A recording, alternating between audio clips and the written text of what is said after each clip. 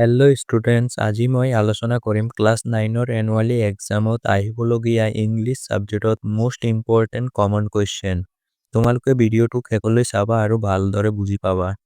আমি প্ৰথমতে বিহেভৰ পৰা যিবোৰ খুবেই ইম্পৰ্টেণ্ট কুৱেশ্যন সেইখিনিৰ বিষয়ে আলোচনা কৰিম।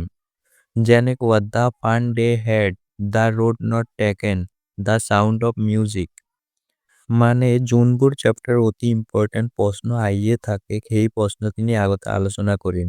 দ্য ফান ডে হেড, ইয়াৰ পৰা তোমালোকে চাবা কুৱেশ্যন নং 1, 2, 3, 4, 5, 6, 7। 1ৰ পৰা গোটেইখিনি চাবা শৰ্ট কুৱেশ্যনে হয় আৰু লং কুৱেশ্যনৰ পৰা কুৱেশ্যন নং 1, 2, 5 আৰু 7, 8। তাৰ পাছত 1 আৰু 2 নম্বৰটো পঢ়িবা। দ্য ৰোড নট টেকেনৰ পৰা কুৱেশ্যন নং 1 আৰু 3 নম্বৰটো চাবা। দ্য চাউণ্ড অফ মিউজিকৰ পৰা গোটেই প্ৰশ্নখিনি পঢ়িবা।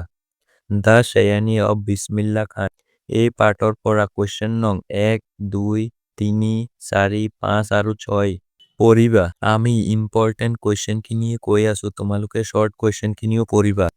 তাৰ পিছত এই তৰুলি বিউটিফুল মাইণ্ডৰ পৰা কুৱেশ্যন নং 4, 5, 6 আৰু 7।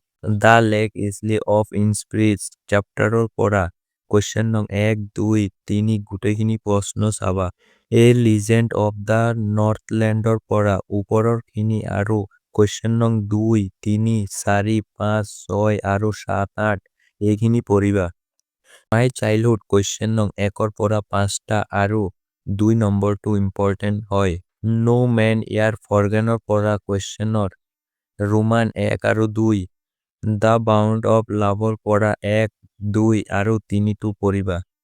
দ্য স্নেক ক্ৰাইং কুৱেশ্যন 1ৰ পৰা 5টাই পঢ়িবা, ইম্পৰ্টেণ্ট হয় আৰু ডট চেপ্টাৰৰ পৰা এক্টিভিটিৰ কুৱেশ্যন নং 1 ভালকৈ চাবা আৰু লং কুৱেশ্যনৰ পৰা 1ৰ 2, 3, 2ৰ 1, 2 আৰু 3ৰ 2, 3 ইম্পৰ্টেণ্ট আছে।